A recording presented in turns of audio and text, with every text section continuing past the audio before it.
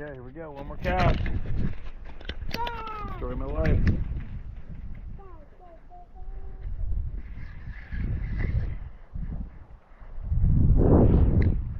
Ready?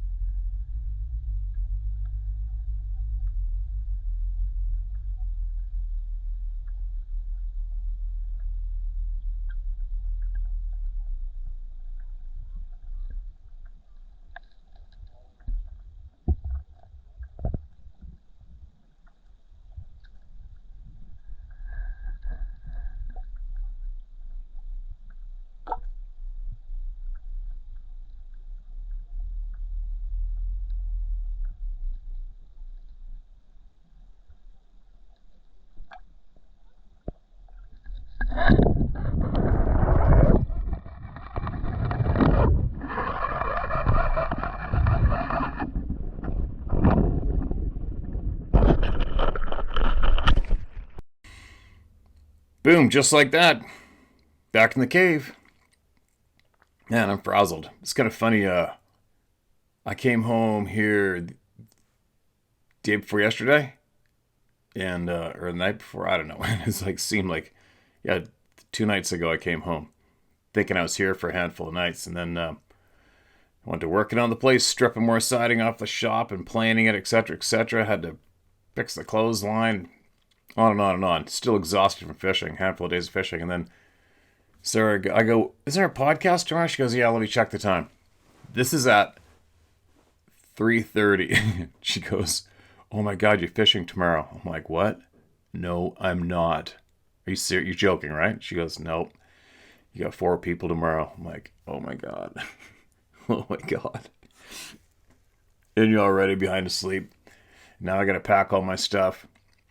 Drive over an hour, get the boat ready, get to sleep, wake up at 4. But I did it. It was a good trip. Fishing was really slow again, but we ground it out. The waves were huge. Wind couldn't get us on the outside to my other spots, but we managed to get a bunch of fish. It was a lot of fun. Some 4 guys, First Nations guys, 2 from Squamish, 1 originally from the island, still in the island. Another guy, they're all related. 1 guy was from Kelowna. Bunch of great guys. We had a freaking bunch of laugh attacks. A lot of fun. And, of course, a lot of stories of encounters and experiences with these Sasquatch, Sabe people. Lots. Lots of stories. Too many to even try to repeat here. What else?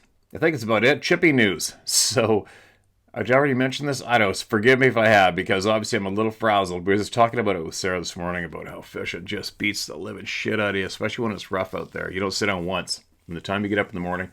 I didn't sit down once yesterday. I got up. And once you get out there, I'm bouncing around the back of the boat the entire day. And then you come back, clean the boat for a couple hours, pack all your stuff up to the truck, and then start driving home. And I didn't sit down until I think 8 o'clock at night. From 5 in the morning. So I'm a little frazzled. That's all I'm saying. My brain's not sharp yet. But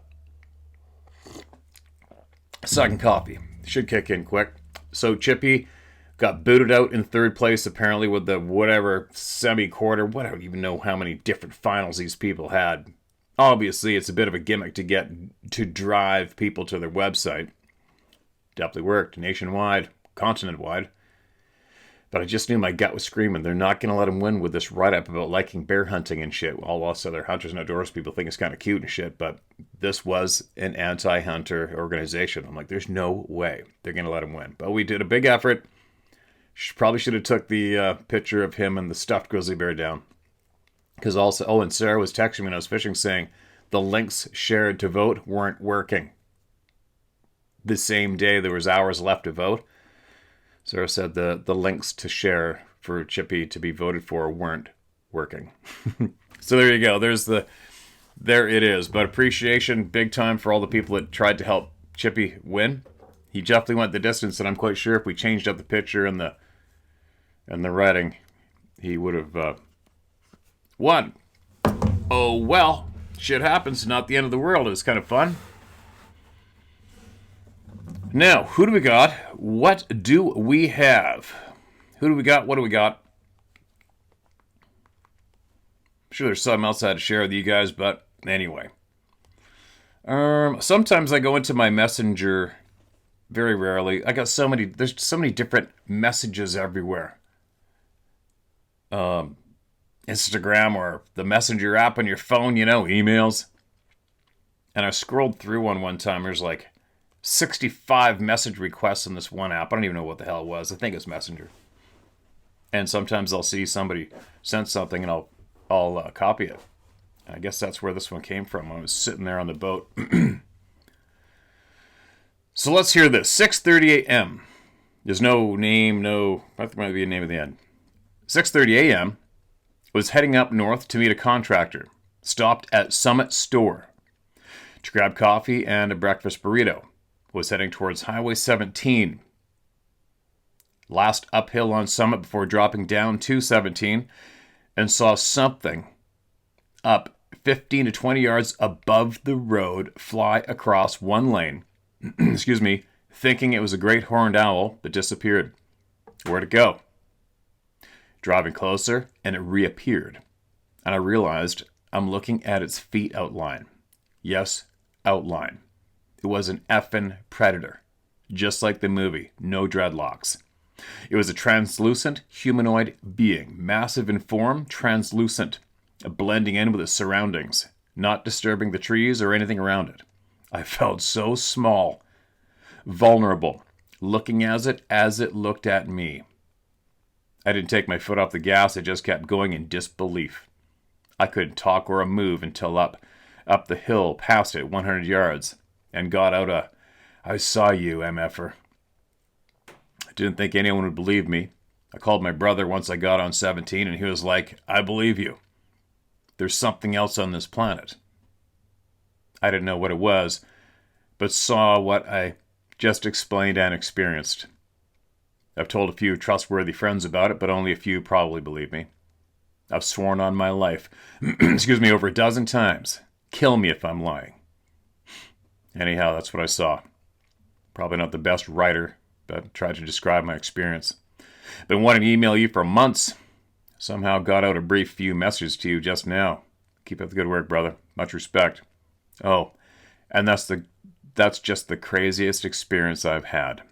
I've had a couple other ones I'll tell you soon. Cheers, Matt. And then there's another one from him. My brother and I had what we believe Sasquatch encounter, mountain bike riding as well.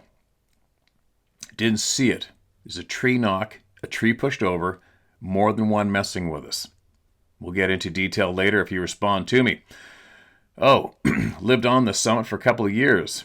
My brother still does, and every year we have a pear tree which we water, and the day we are like is let's harvest it, something comes and snags every single pear off of it overnight. Ones no human can reach. They're all just gone overnight, no trace, no nothing. What the F? My brother has seen them. The whole family. The land he's on has 3 ponds. It's an oasis. A portal if you must. I'm babbling. I wish I could show you more. You're an inspiration to my brother and I. He's going to trip that I message you, especially if you get back to me. Peace, Matt. Matt, if you're here, I'm sure you are. I found your messages, put them together, and read them. There you go. Yeah, what's up with the pear trees, you guys? That's a favorite, isn't it? Cleaning every single one of them off. That's a little greedy. Not fair. Almost to the point now you got to surround your pear trees with cameras and motion lights just getting before ripen time. Welcome to the club, Matt, and your brother. It's a big club. What do we got here? Short one, Kodiak Island, 1990s stories. Hey Steve, I'm just a guy from northern Minnesota that was born on Kodiak Island in 1988. I greatly enjoyed hearing your guiding stories and especially your bear stories on YouTube. You've definitely heightened my interest in the Bigfoot world. Anyways, I'm not sure if this will even reach you, but my dad hunted on Kodiak for 9 years with a passion that I can only dream of reaching. In the early 90s, him and his hunting partner, Richard Metzger, why is that name familiar? Anchored a Kodiak brown bear that made the record books at number 19 from Zachar Bay. The story is incredible, following the bear for 5+ years before drawing it together for it. Multiple Dall sheep and 50+ Sitka blacktail hunting stories are moments I will take to my grave. Needless to say, my dad is starting to slow down due to a very rare condition with nerve pain, and his meds are causing his memory to fade. But Kodiak memories still seem to still be there. If you could contact me and you and him could share some stories / reminisce on a shared passion, I think it would bring his memory back for a moment before it's too late. Thanks in advance. It's tough to watch a guy you once thought was bulletproof and once blazed a path for me slip away. You might not even get this, but thank you, and I deeply feel your stories you share on YouTube. Thanks. Oh, what a kind email. Dang, God, I wish, there's nothing better for me than hearing the stories from our senior members of society, especially with the outdoor adventures. I don't know if we could pull that off, but we'll see, my man. We'll see. Keep them talking. Record those stories, too, whenever you can, you know?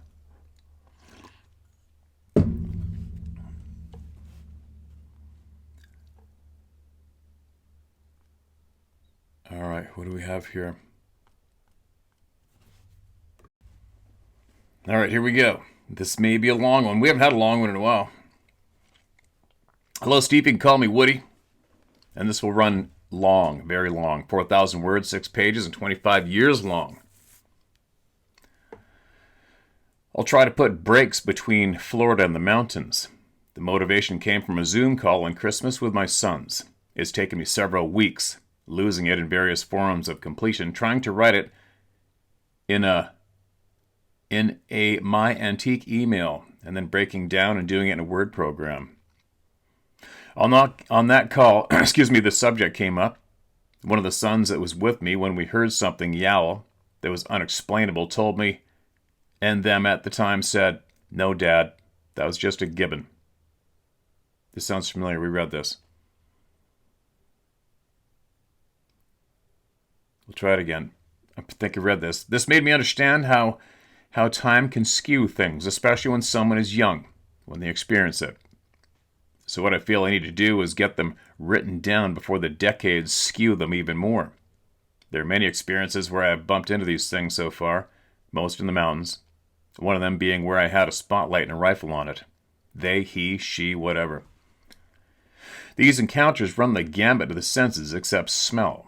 The most pronounced was a rather large log through my windshield on a remote private road. Read it! Why wasn't that marked as red? Got it.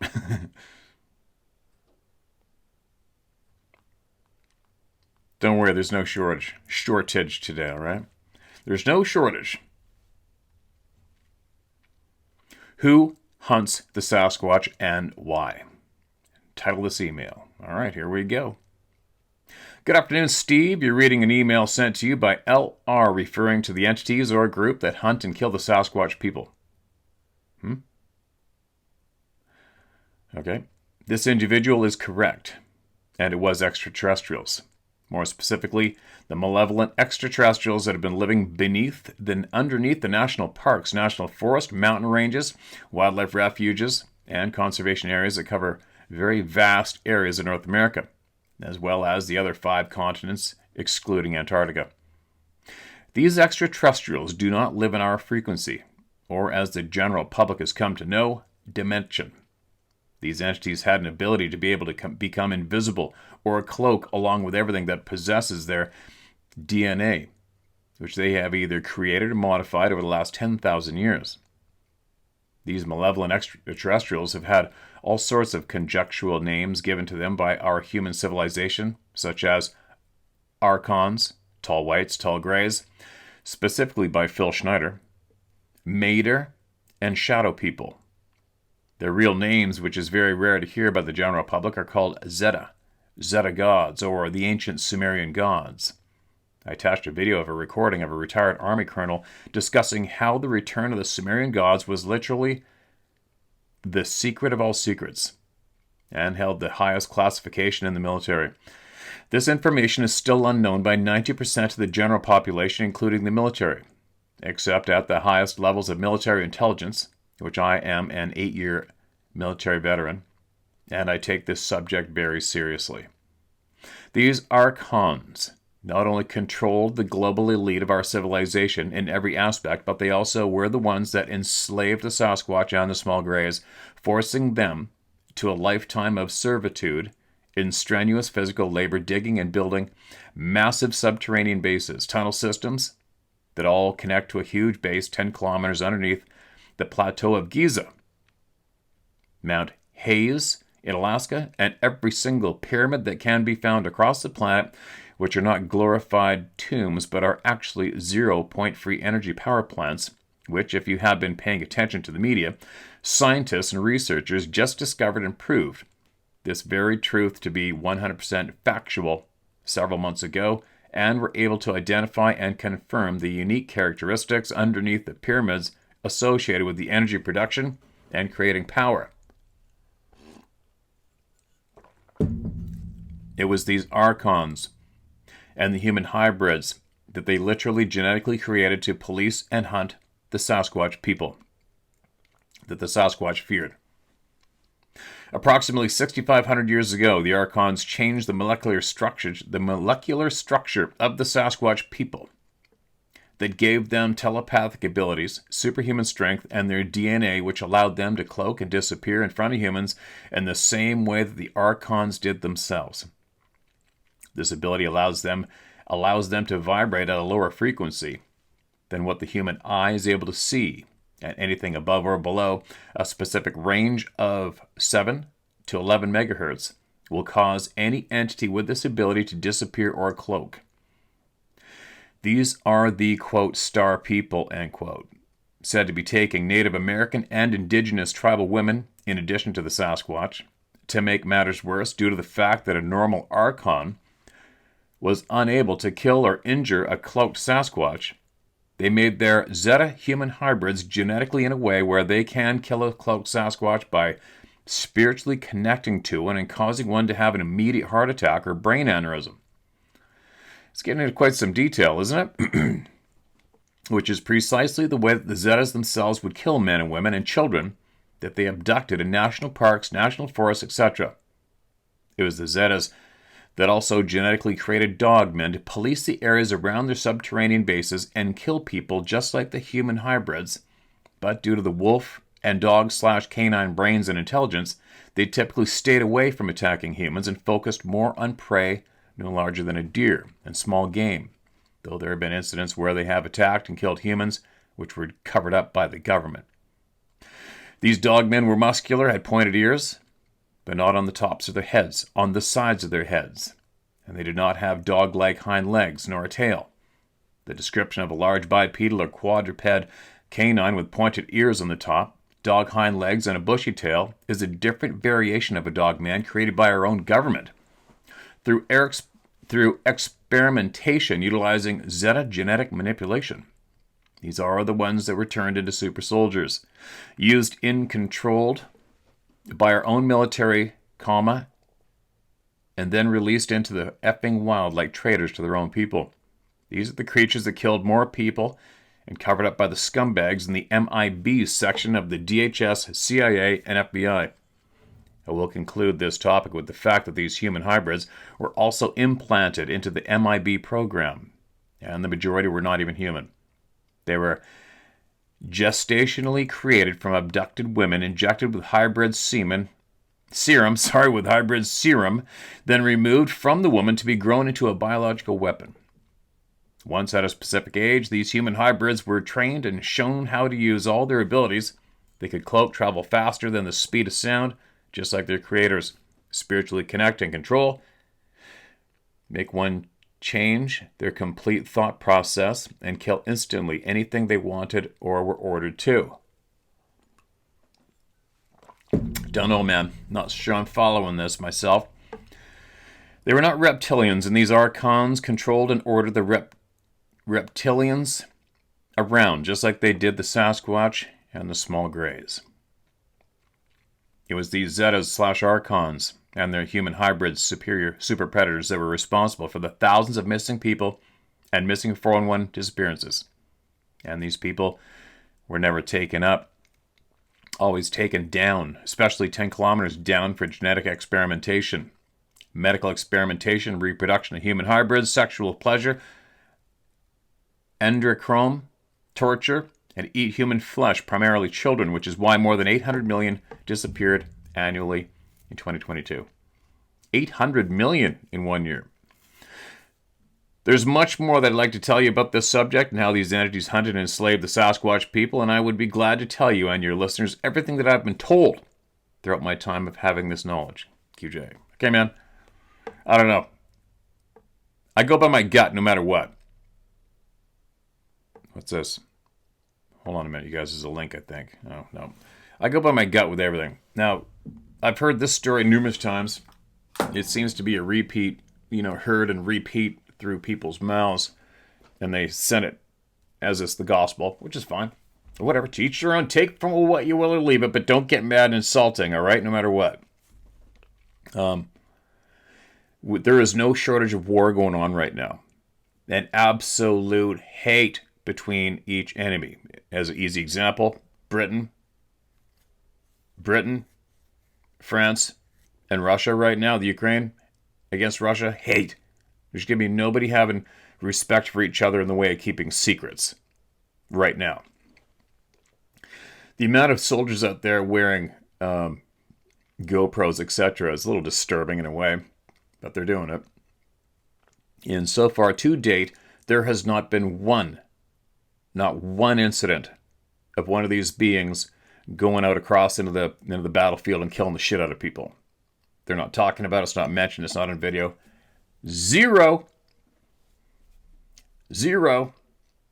So I'm just saying, for me, it's hard for me to pick that up. Just me. Maybe I'm wrong. I'm wrong about a lot of shit, but I'm just saying what my gut's saying. And as far as creating super soldiers with hands and feet that can do these things, from what we're seeing modern times right now, physical fighting is getting kind of weaned out, don't you think? With the invention of drones, long-range subsonic missiles, you don't need anybody running around on the ground now, right? Anyway, I guess I could babble on and on and on, but take from what you will or leave it, you guys, and to the original author here of this email. If you think you can convince me that this is truth, I'm all open. If you can convince me that right now, do I take that as true myself? I'm on the fence.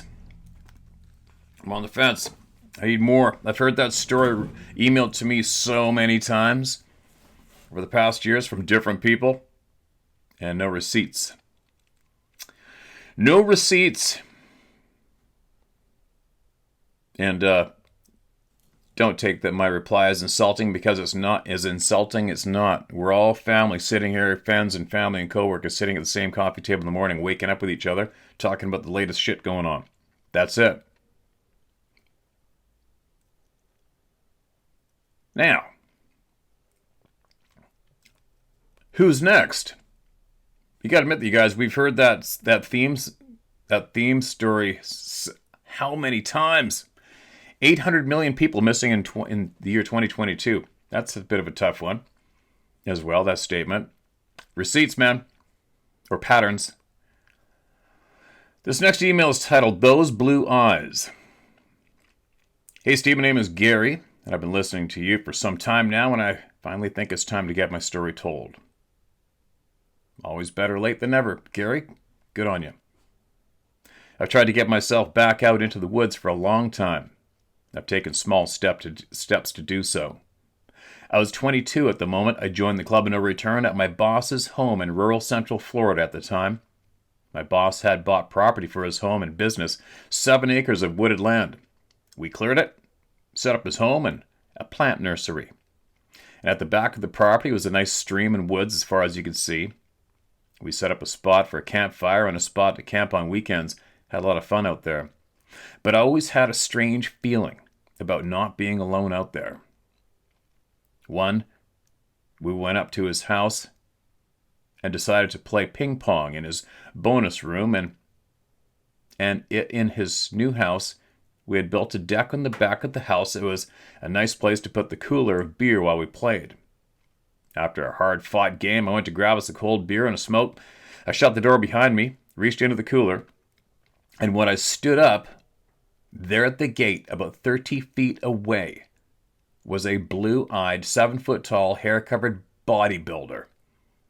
I didn't know whether to laugh or cry. It had a doe over its shoulder, and it looked right at me. And I swear, without saying a word, it said, "You knew I was here." What? Let me read that sentence again. And I swear, without saying a word, it said, "You knew I was here." Ooh. Steve, I swear this thing was groomed. It looked as if his hair was pulled back and tied. Well, after a long moment, it turned to the gate, put its hand on the post, and hopped over it like a world-class athlete. I like to die after I got my shit together.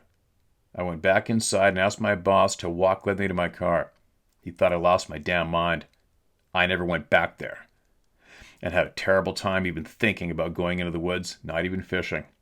That's been 40 years ago, and I finally gained the courage to go back in the woods with the help of you and everyone else in this club. It's a hard thing to see. That I don't know if I'll ever be the same, but you keep doing what you're doing is making an impact. Appreciate you so very much and what you stand for. I love this country. Can't stand what's going on, and I hate a liar and a thief, and our government's full of them. Keep your chin up, Steve, and thanks. Keep doing what you're doing. You've helped me. Right on. Super stoked. I'm super absolutely effing stoked it's helped you. Getting back out there and taking back your right to be able to experience this lifetime and all the good it has instead of having it stolen from you because you weren't informed of the truth, right? Good news. That's quite something to see, right? If you don't have a clue, never had a clue, and you see that, we were talking about these things on the boat yesterday with my new friends, and all the experiences they had and I've had, and then we're like, and then what do you do? You know, after sharing an experience, then you look at everybody and go, then what? Now what do you do? Who are you going to tell? You know? It's shitty. It's a shitty frickin' deal. But we're winning. I think we're winning here, don't you think? I think we're winning. Combined effort from all other people speaking open in other places besides this one. I think we're beginning to win this one little battle, meaning winning this battle of getting truth shared no matter what, no matter how crazy it sounds. We're getting it shared. We're not scared to speak anymore, right? That's, for me, that is winning. Many wins, many victories, they all add up to a big one eventually, right? I'm almost awake now. Man, I feel frazzled. Holy shit, got beat up yesterday. Past week, anyway. Sometimes you just need to laugh. Agreed. Hi, Steve. My name is Rhonda Towns. I'm 66 years young and also have Native American blood from both the Cherokee and Chickasaw nations with my lineage. I have ancestors who watch over me and reach out to help me from time to time. I grew up on my grandparents' 1,040-acre cattle ranch located in eastern Washington state, about 80 miles south of Canada on the Washington/Idaho border. There are mountains on 3 sides surrounding our home, which was tucked away in a valley. On both sides of the hayfields running inside the tree line were dirt roads that went to the far back 40 acres. The right side went to the end of the hayfields, and the left side road went to the swamp and the beaver dams. I always got a heavy dread feeling when walking down this road. Anyway, at some point in the summer of my 11th year, I got my mind set that I wanted a baton. I kept on Grandma until she relented and bought me one. I was overjoyed. I took that thing all over that 1,040 acres as I walked around twirling it. Then I went down that left side road, twirling that baton and acting like I was in a parade. I stopped and threw it up into the air with my arm outstretched to catch it as it came down. I then realized it was not coming back down. I looked all over. Up, down, all around. It was gone. As I walked back to the house, I figured somehow my spirit knew I was going to lose it, thus the heavy dread feelings I had experienced. Okay, so sometimes you just have to laugh. Move ahead to July 2025, I was relating my baton adventure to my friend, and she started laughing and told me the Sasquatch reached out and plucked it out of the air when I threw it upwards. Oh my God, that makes so much sense to me all these 55 years later. I hope they learned to work it better than I did. Thank you for all you do to free humanity from that evil that tries to bind us up. Right on. There you go. It's a mystery, isn't it, Rhonda? Appreciate you. From what I've experienced firsthand in this crazy ride so far, I'm surprised it didn't show back up in your bedroom in the closet or in a drawer or something or under your bed, you know what I mean? From the shit that I've had happen to me. But the possibilities are endless. I'm guessing you didn't throw up. I'm guessing you weren't under a canopy of trees, but you would have heard it anyway. And that would have been one lucky toss to throw a baton up and have it perfectly perch on a branch. Boink. So what does that leave? Somebody bigger than you who just caught it? Or maybe possibly, here's a thought from what we know from here. From patterns from all the people here. Let's just say it was what people refer to as a portal. How do we know they're not off the ground?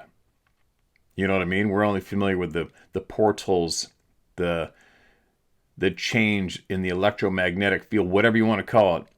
How do we know they're not just on the ground at person height? How do we know they're not floating around above us? And every once in a while they come down, hit the ground, and somebody's there by rolling the dice. Shitty timing. Could have been it, though. I never thought about that until right now, actually. I thought about these openings, these thinner veils between whatever it is that's between. How do we know they're not floating around the tops of trees regularly? We don't. Obviously, it's a possibility, and it may be even a probability, right? You imagine if that baton showed up after I shared this email? If it does, let us know. Appreciate you sending that in. Appreciate you. All right, now this next email, I think it came in an email and then a Word document. I think. Hold on a minute. I just had that frickin' email. Hold on a minute. Shit. All right. This next is 2 parts, and I believe I put it together because I found a big long chunk of, looked to be from a book.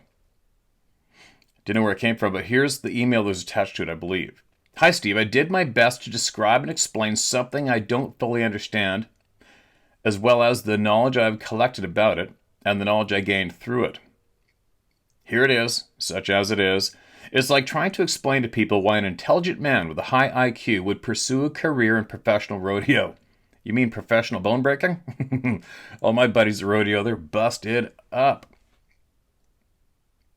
The two look like a contradiction, but they are not mutually exclusive or in conflict, but only appear that way. So, it's a long letter, and even though it isn't as orderly and flowing as I'd like it to be, it unpacks a lot of information. Take what you need, leave the rest, because it is what it is, and I struggle with some of it myself. The letter is in the attachment. Time for me to man up and be fearless about what they may think. It's in your hands, now to do with it what you will. D.W.D. Voyne. Devoyne. Okay, man. Hope I got enough time here. Where is it? Here we go. You guys ready? Get a refill if you need one. Get a refill if you need one. This is titled Cowboy Lake. Almost 20 years have passed since this adventure, and I don't trust my memory to the specifics of our sojourn, save for three important events: the Arrow, Banana Lake, and the return to the city. The latter two have been replicated many times and in many ways in subsequent years, but the Arrow remains the singular, definitive occurrence of my life so far. The initial significance of this experience is that it was witnessed and corroborated, and that it was physically impossible. This story is the what, when, and where of what happened. The how and why were years in the understanding, and won't be described here. Suffice to say that the mystery was powerful enough to keep us searching relentlessly for an adequate answer, and to become fundamental to our philosophy. May you be blessed with the same frustration that befell us. Quote, I can't believe you guys expect to stay out here for 3 weeks with the limited gear you packed. I'll send someone to check on you in a week. Good luck, were the parting words of the pilot as he pushed his Stinson from shore. 5 minutes and a dwindling roar later, the plane was a speck in the distance, and Rod and I were left to survey the lake shore and get our bearings. After a short hike, we found a prime campsite slightly above a small bay. Within an hour, we had our small camp pitched and spent the following hour gathering a few days of firewood. By 11 a.m., work for the day was done, and we were basking in the early September sun on the East Chilcotin Plateau. Right in the backyard up here. Inhaling the hot pine-scented air and debating our priorities. Ostensibly, this was to be a mule deer bow hunt / wilderness survival skills application camp. Ultimately, it became our introduction to a fundamental philosophy and spirituality, the depths and breadth of which we had no capacity to imagine at the time. I just turned 31, and Rod was a few years younger. We had met at university in the early 80s through Glenn, a high school buddy of mine. Whereas Glenn and Rod were steeped in the sciences, I was working my way towards an electric arts degree. Our bonds grew from our passion for the outdoors, and Victoria, BC had it all. Fishing, hiking, camping, cycling, cliff jumping, you name it. Moreover, PBS had just run Joseph Campbell's The Power of Myth series, which constantly fueled our conversations of philosophical and metaphysical natures. For the amount of time we spent discussing these themes, it was a wonder that philosophy courses weren't on our academic radar. The most riveting concept for me throughout that series was Campbell's quest for the common truths among differing religions and primitive cultures, and their relationship with their respective environments. Despite all our wilderness adventures and experiences, we quickly came to realize how little we really knew about the environment we were exploring, and how much we relied on the necessary modern equipment. After much fruitless searching through useless survival manuals, Rod came across the works of Tom Brown Jr. His practical guides were exactly what we were looking for, and after a couple years of testing some of the described skills, Rod and I committed to going to his survival school in New Jersey. Well, Rod didn't make it, but I did. Now, here we were, on a remote lake in central BC, less than 2 weeks. Less than 2 weeks after I had returned from New Jersey, and my head was swimming with copious information and experiences to share and put into practice. We were not naive enough to attempt a full-on primitive survival foray, and had carefully considered reducing our kit and supplementing our diet with forage, fish, small game, and hopefully a buck. We did make a concession to bring a shotgun and a 30-06 for protection, as we were in grizzly country in the fall, but intended to hunt exclusively with my recurve. 2 medium plastic totes contained our food provisions: flour, oatmeal, pancake mix, dried noodles, and soup mixes, seasoning, spices, coffee, tea, sugar, oil, trail mix, granola bars, and not much else. A canoe and fishing tackle were other allowances, as the lake chain we were on had plentiful rainbow trout, which we knew could provide a steady diet. Our external frame packs held spare clothes, sleeping bags, sundry hunting gear. Thus outfitted, we felt well prepared to impoverish to improvise with natural materials and primitive skills wherever and whenever we could, with the security of backup should we fail miserably. Satisfied with our camp's condition, our debate ended quickly with the decision to canoe the lake to further familiarize ourselves with the major landmarks, test the trout, and generally soak in the beauty of the surrounding area. Somehow, Rod managed to drop his prescription glasses in the lake, and not having brought his spare set, spent hours over the next few days trying to fish them out to no avail. The world was never to look the same to him after that, but apart from being a poetic parallel, I don't think it had much to do with the glasses. A family of curious otters barked and circled within yards as we paddled the lake. A few pairs of loons kept their distance, warble wailing intermittently throughout the afternoon and becoming more vocal towards evening. The intensity of our excitement maintained, but was subtly transformed from the anticipation of the adventure to the realization that it had begun. It wasn't until after dinner and the activities of the day were done that an unease impinged on my bliss. Thoughts of the potential dangers of our situation began to flit across my mind. We were 30 air miles from the nearest road, way further by foot. We were in grizzly country, and 6-foot black bears in this region were not uncommon either. No radio contact. Only our pilot knew exactly where we were. What if he forgets to pick us up? What if one of us gets injured? What if a storm blows in from the coast and the pilot can't get to us? What if? Each doubt incrementally torqued by my discomfort to a point that it became palpable to Rod as I moved nervously around the camp. In retrospect, I know it was anxiety, but in the moment the emotion was so intense that I couldn't identify it. I could only feel it. This feeling persisted for the next 3 or 4 days, particularly in the evenings, before I could shake it. Rod felt it too. Although I think not to the degree I did. We candidly discussed how we were feeling and what might be behind our unease. During the day, we were engrossed in our explorations and activity, but we gradually came to the revelation that there was nothing for our minds to do in the evenings. In the city, there were a multitude of distractions: television, traffic, places to go, things to do, people to visit, relationships to maintain. Here, there was nothing but the campfire and the night sounds of the forest and the lake. Our minds were starving for the busyness they were used to, and were not getting. With this understanding, it became easier to recognize and vanquish those distractions and to enjoy the quietude. We fueled our minds' needs with discussions of what I had learned in New Jersey. Spiritual potentialities, our daily lives, the state of the world and our place in it.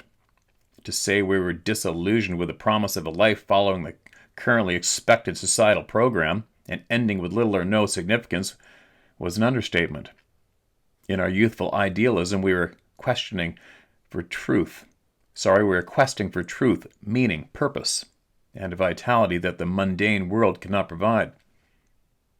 Wilderness was, to us, the proving ground of absolute truths. Nature does not recognize social covenants, mores, ideologies, theologies, nor any other societal construct, and to its truth we had willingly submitted. It was a frontier both exhilarating and frightening. It was a hero's journey. Throughout the first week, we made short pokes into the bush around the lakes, scouting the terrain and game trails. We did not intend to hunt for muleys until the last week, as we didn't want the meat to spoil. We lazed around camp a lot, gradually relaxing into our vacation. We fished for sport and supper, and shot unlucky grouse with my bow for the pan too. I was pretty accurate with the birds and felt confident out to 25 yards for deer. On about day 4, we moved to within 18 yards broadside of a doe, which increased our aspirations to do the same with a buck later on in the trip. There was a ridge to the south of the lake running east-west, ending with a small summit above timberline in the southwest that our pilot had suggested we hunt, on which he said he had frequently seen big bucks. There was also a smaller knob to the northwest with rim rock that looked promising. Exercising the law of conservation of energy, we opted to check out the North Ridge first, as it was lower in elevation and not as steep.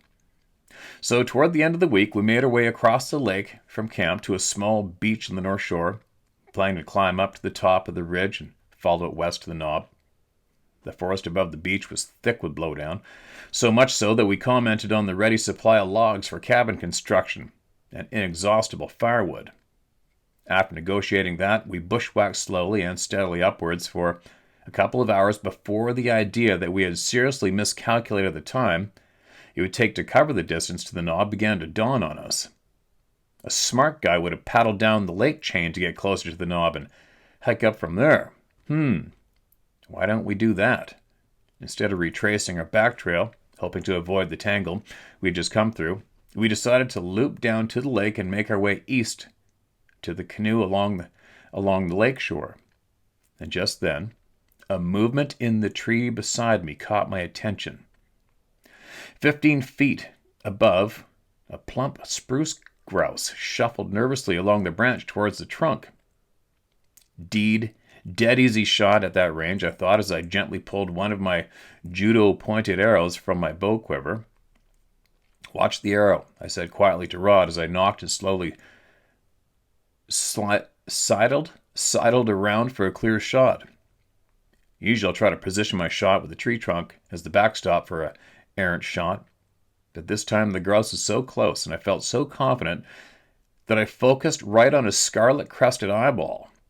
I slowly raised the bow, coming to full draw and solid anchor, just as my bow arm locked on that black bead, and the instant I released, the grouse head bobbed and my arrow flew true and impeded over his head, between branches, straight into the cerulean expanse,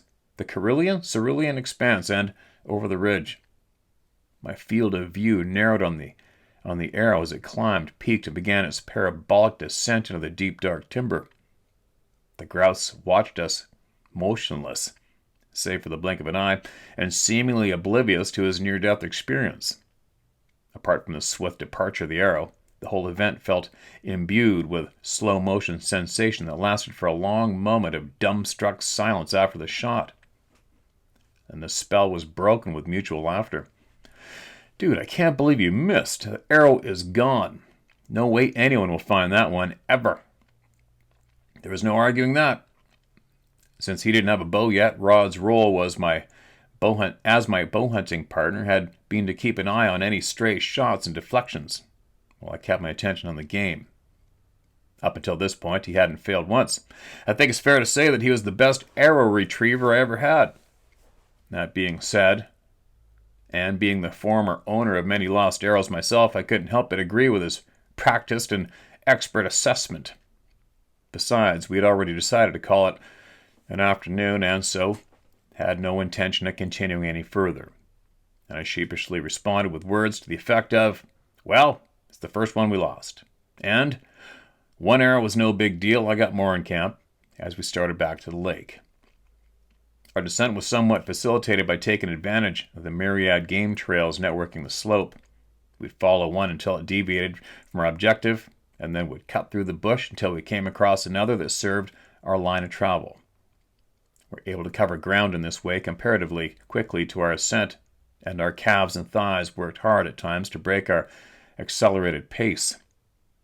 Gradually, the inclination diminished as we neared the lake, and the hiking became less strenuous.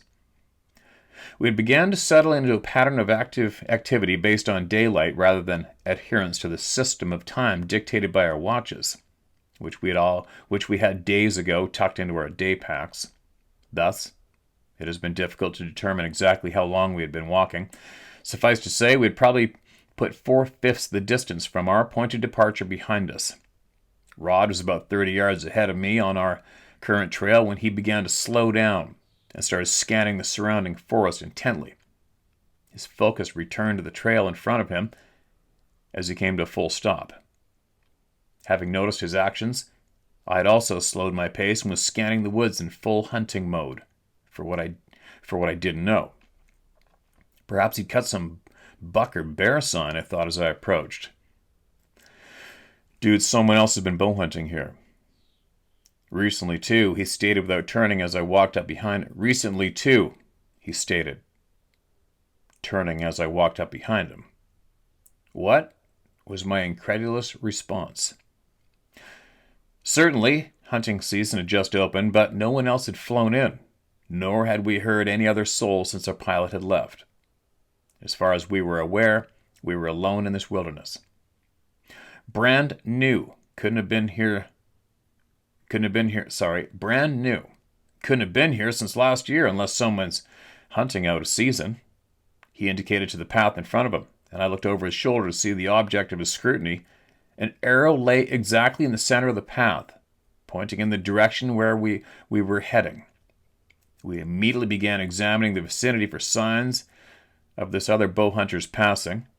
Had he come in on horseback? Frustrated at finding nothing, we returned our attention to the arrow. The fletching's in good shape. The colors haven't leached or rust. He justified as I was beset by a dawning realization. Quote, "Hey, bud, that's my arrow," I exclaimed in disbelief. Rod was even more doubtful than I was.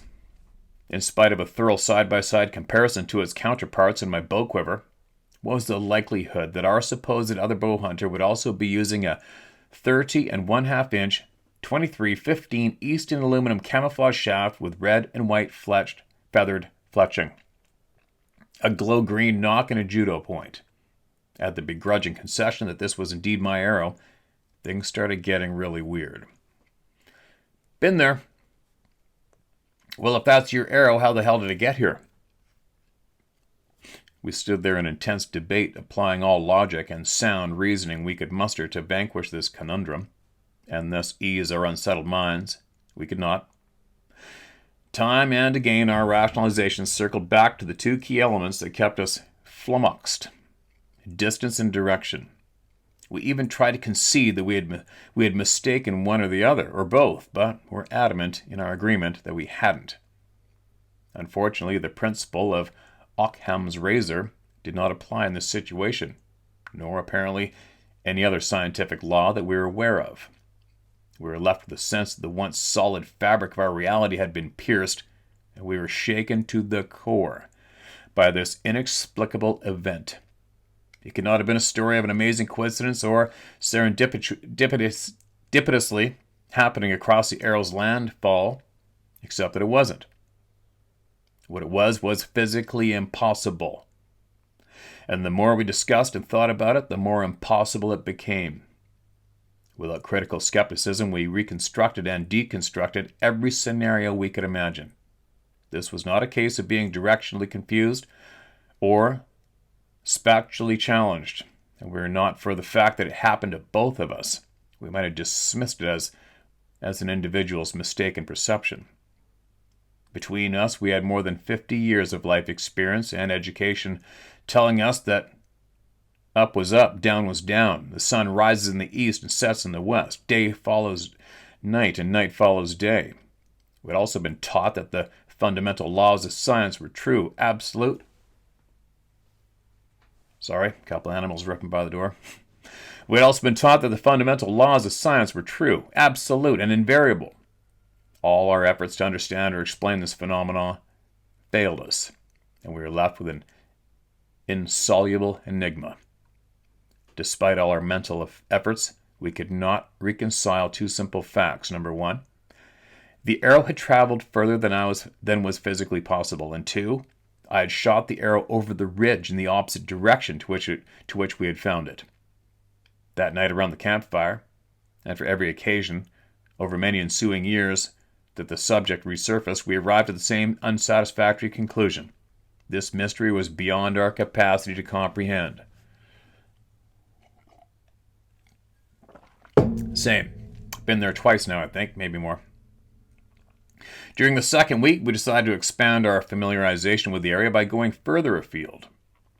Fortunately, we were both blessed/cursed with the need to know what lay beyond the next hill or around the next corner. Yeah, me too. It's a frustrating thing to have. As it turned out, this trait carried over from our physical endeavors to more metaphysical pursuits. Nimpo Lake and civilization lay to the north and east, which resulted in prompt elimination. To the south lay the ridge where we were to hunt for mule deer, and as it was still early in the trip, we wanted to leave the animals in that area undisturbed and hopefully unwary. That left the west, which suited our desire to explore more of the area adjacent to the previous year's fly-in fishing trip in the South Tweedsmuir Park. We had a pretty good idea of the lay of the land from our flight in, and our pilot had mentioned a woman living in a cabin on Whitten or Square Lake. That lifestyle appealed to our idyllic Thoreauvian sensibilities and led us to wonder what her experiences of practical bush living had been. Rod suggested that we should attempt an overnight hike there via Banana Lake in the next valley to the west. With nothing more interesting to do, and all the time we needed to do it in, we set off. It was a typical hike for the most part, and initially we followed a blazed trail that we encountered near where we had beached the canoe.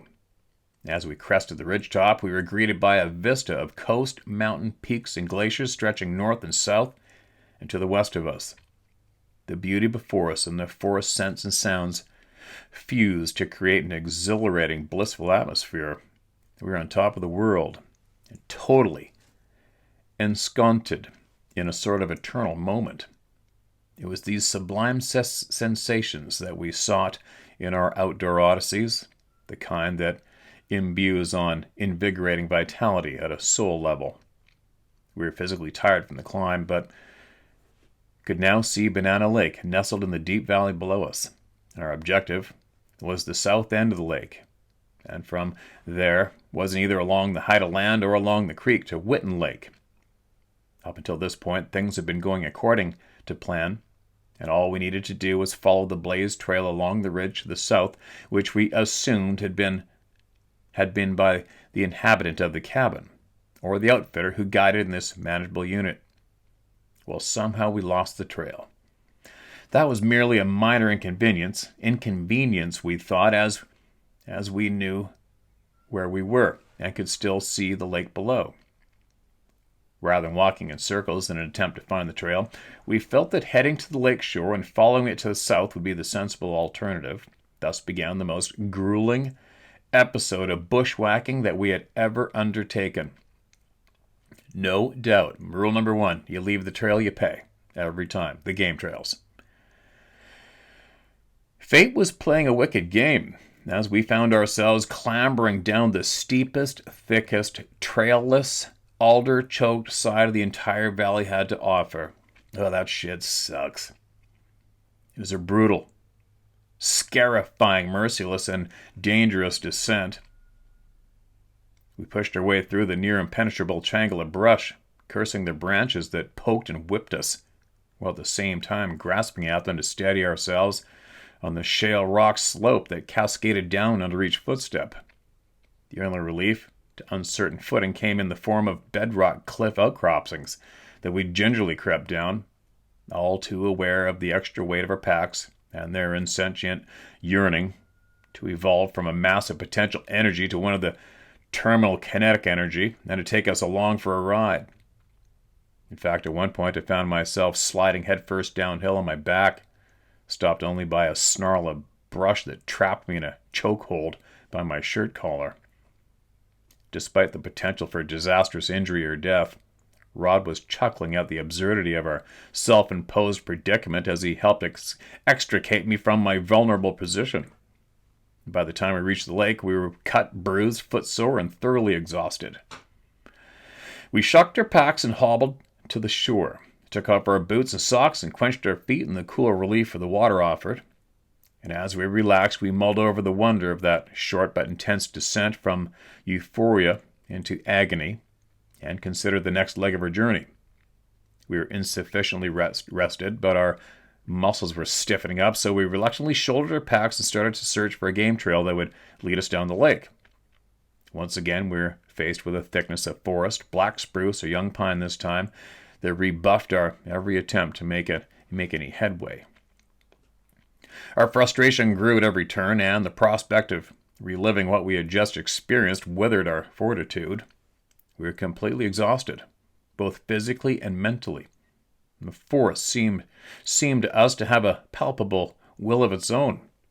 Every time we tried to make our way south, an overwhelming feeling of wrongness confronted us. The only time we felt a release from this feeling was when we faced north. The sensation was so pervasive to both of us that we discussed it. Inner vision was demanding that we go in a direction contrary to the logic of our objective, and the only way we'd feel right was to submit. We retraced our steps to our rest spot and headed north. Wow, crazy. The further we went, the more conscious we were of our unease dissipating. 200 yards later, we were stunned to find a small aluminum boat with oars cradled on a log a short distance from the shore. The implications of that discovery immediately thrilled us. With our gear stowed in the bottom of the boat, we were conscious of the literal and metaphorical weight off our shoulders. Our way was now unobstructed and effortless as we rowed intermittently down the lake. We took the time to study the ridge slope from the center of the lake and to plan a more amenable ascent once we returned the boat.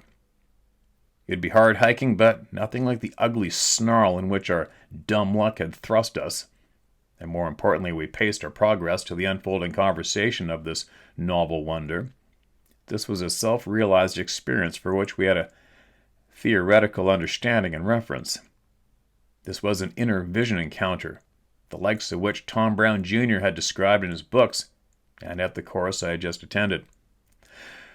Our conclusion was based on the following observations. First, we had no idea there was a boat on the lake, and our visibility of the lake shore from the beginning of our descent and throughout was severely limited by thick bush.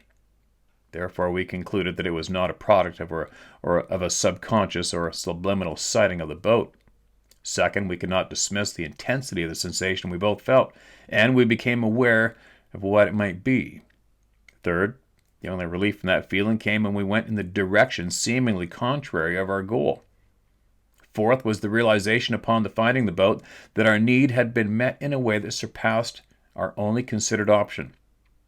We were excited and trepidatious at the gravity of accepting this proposition as not only possible but true. Tom Brown Jr.'s words from his class introduction boomed forcefully through my mind as I reiterated them to Rod. Quote, "If you believe anything I say, then you're a fool. Prove me right or prove me wrong," end quote. This was to us the first proof of the metaphysical philosophies as he was teaching that we could understand and had just assessed. While we had been engrossed in putting the physical earth skills I had learned to the test, we had been oblivious to having placed ourselves at ground zero of a consciousness and a world more vast than we could ever have imagined. We beached on a small silty sandspit at the mouth of Whitten Creek that was littered with tracks of moose, deer, birds, and small mammals. And just inside the bush, we found a small, aged log cabin with a missing door. We opted to sleep by the cabin, but under the stars, and scavenged the wood in the late afternoon for a campfire. Went about our chores in relative silence, each immersed in processing our thoughts and burgeoning what-ifs and other myriad potentialities. The tone throughout the evening was one of subdued excitement as we now felt fully physically and mentally drained. We agreed to abort our plans, to continue the hike, and return to our base camp the next day. We both felt that we had achieved the purpose of this adventure, unintentional as it was, and I was tormented by the muscle cramps that night and was awake at dawn. With hot tea in hand, Rod and I quietly watched the day come alive. A weasel darted in front of my feet, and behind the log Rod was sitting on. A cow and calf moose emerged from the willows along the creek and onto the spit to kneel for a drink. The cow moved deliberately and cautiously as its offspring bucked and frolicked around her. They seemed to embody my own state of mind, somber reflection contending with the exuberant flight of mystic imagination. We maintained our silence, unwilling to intrude on nature's morning ritual, and not wanting to alarm our hosts. Shortly after their departure, we broke camp and studied the studied the story of their tracks in the sand before making our own tracks back to Cowboy Lake. We spent the last week working the ridge to the south looking for mule deer. The only things we managed to see was a marmot sunning on a rock and a radio-collared woodland caribou in the saddle between the two peaks we were hunting. I was unsettled by the irony that while we were trying to learn and relive the most forgotten skills that had kept mankind alive over the millennia, here was an example of man imposing his technological world on nature. The caribou was carrying more sophisticated equipment than we were. Although the deer hunt ended unsuccessfully, nature had provided us with more than enough sustenance during our stay, and we still had dried goods left over. The last night in camp was a grab bag of mixed feelings.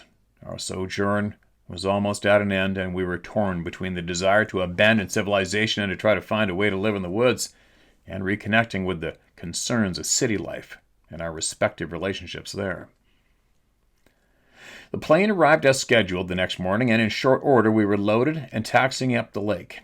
As we circled the lake once before setting a course for the lodge, I took as many photos as I could, all the while amazed that what only took a few minutes to survey by plane had taken weeks on foot to partially explore. In too short order, we were docked, unloaded, and had repacked the car with our gear and canoe. We took advantage of lodge amenities, shave, hot shower, hot coffee with cream, and later a substantial dinner that we did not have to cook, followed by a good cigar and a fine bottle of port. Between cleaning up and dinner, though, we still had time to desperately squeeze in a little more fishing. We opted to fish for brook trout in a small stream a couple kilometers west of the lodge, hopped in the car, and took a left in the highway. Now let me tell you, after walking, canoeing everywhere for 3 weeks, 30 kilometers an hour is fast, never mind 80. This is our first clue as to how out of sync we had become with the pace of modern life. No doubt, I always get that realization after doing 100 and something days on horseback and hiking, and then all of a sudden you're sitting in the pickup when you get picked up in Alaska Highway, and it's just so weird to sit down and have motion without doing anything. It's quite the experience. After dinner, we spent the evening in blissful reflection on the deck of the cabin, our view and thoughts traveling south over the lake and the Eden we had left behind. The return to the city began early next morning. We had 700 kilometers to drive and a ferry to catch at the end of that to get us home. Prior to our vacation, I'd been a fairly competent driver, but I was finding it difficult to readjust to the speed limit. Unfortunately, there was generally scant traffic on Highway 20 to Williams Lake, and that day being no exception, I was gradually able to become more comfortable with an accelerated pace. That being said, there was one unforgettable moment. Rod won't let me forget. At the Risky Creek gas station, the next stop for gas was Williams Lake. I was fairly sure but uncertain that we would make it that far with what we had. A short debate ensued as we approached the pullout. With a last moment decision not to take the chance, well, I miscalculated my velocity, distance, and braking ability and slightly overshot the turn. To our horror and embarrassment, and I'm sure the bemusement of the two old-time cowboys sitting on the porch of the general store watching the world go by, I drove off the highway and into the ditch. I wasn't going fast. Quickly engaged the Subaru's on-demand four-wheel drive, which took us up the other side and onto the gravel. And from there, I just continued on the short loop to the exit and back onto the highway. Needless to say, we didn't stop for gas there and made it safely to the next gas station. No harm done, thankfully, and we laughed and wondered what those two fellows' commentary must have been at our comic spectacle.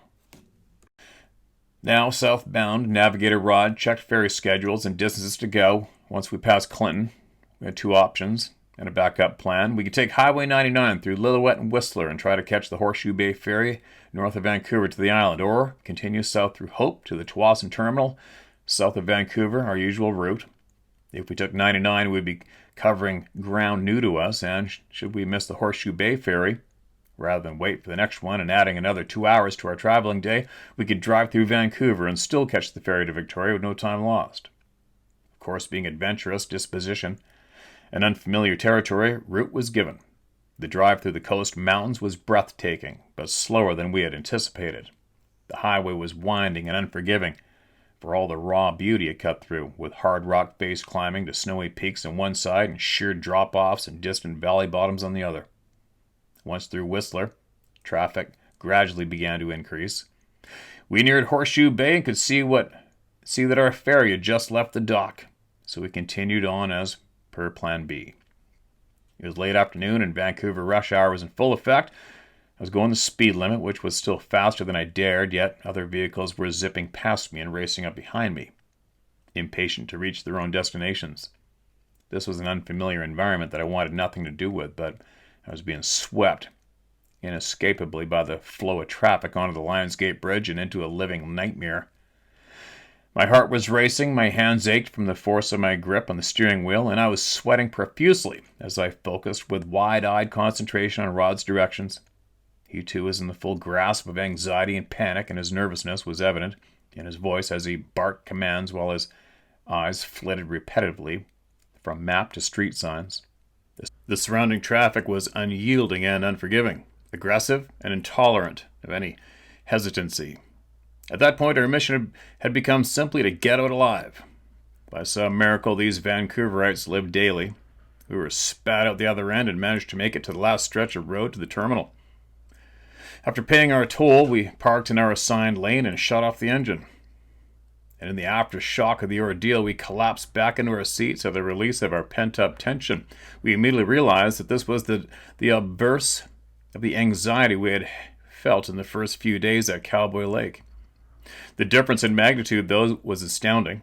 Initially, we had suffered from a withdrawal or a deprivation of the multitude of demands for our attention that the city life imposed on everyone. Over the 3 weeks that we had just spent in pure wilderness, our consciousness had adapted to that environment. Our senses had become honed and heightened to the subdued sounds and signs that bellied the relative silence of the forest. We had evoked a consciousness that was fully aware of us as hunters being part of the food chain and not necessarily the top. The change in our state of mind had been so subtle, so gradual, that we hadn't really been aware of how deep we had gone and how open our senses had become.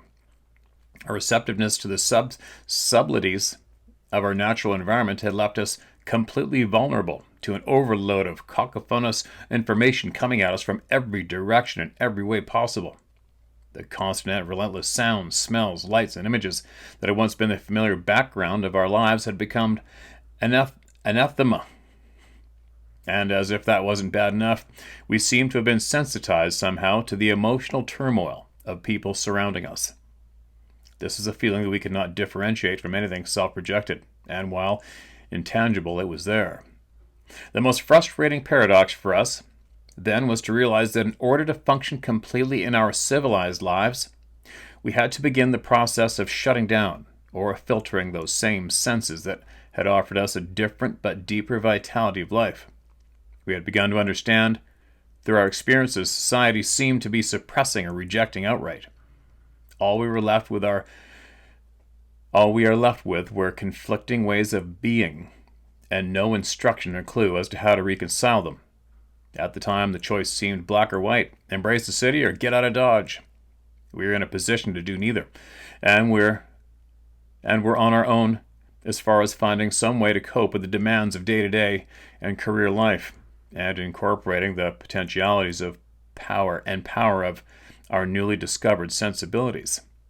We had been gifted with glimpses of an interface between an extraordinary realm or a level of being within our own lives, the pursuit and understanding of which was to consume our attention from that day forward. And there you go. So obviously he wrote a book. That's where it ended. And that's an interesting read of going from day-to-day city lives to being dumped back into the real world and surviving on your God-given senses that you normally have and should be in tune with from day one, but we aren't. Lots of us aren't. I can't remember, was that 2 weeks, 3 weeks? Whatever it was. And describing how you had to integrate back into society after that amount of time. Now imagine doing 120 days straight. And then on top of that, come home and then start doing day trips or 2 or 3 day trips into the woods by yourself for another 2 months. And then doing maybe 60 days a year in remote BC in the wintertime chasing wolves. And then how your attitude might be changed to the city, what do you want to call it, city way of life or the programmed life, it's tough. It's very, very difficult. Still is for me today. And why I'm here today, right? Had enough of the bullshit and time to pull out the truth from all the people willing to share it and willing to learn about it. Yeah. Now the arrow, why did that sound familiar? Had he sent that in a different email a while back, maybe, without copying some pages of his book? And but I was surprised however that arrow got there, why they didn't have any more signs in their camp at nighttime of somebody visiting them, or was it even somebody that could visit? Do you know what I mean? Just because my arrow showed up like that in front of me on top of 5 feet of snow, sticking straight up out of the ground, maybe 2 inches in the snow, maybe 3, and no footprints around. And that arrow I shot 10 months earlier, whatever it was, and about 1.5 miles away on the valley bottom. My knife relocating itself into my backpack.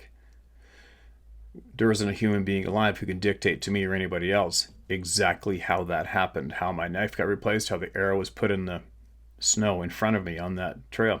Not a human being.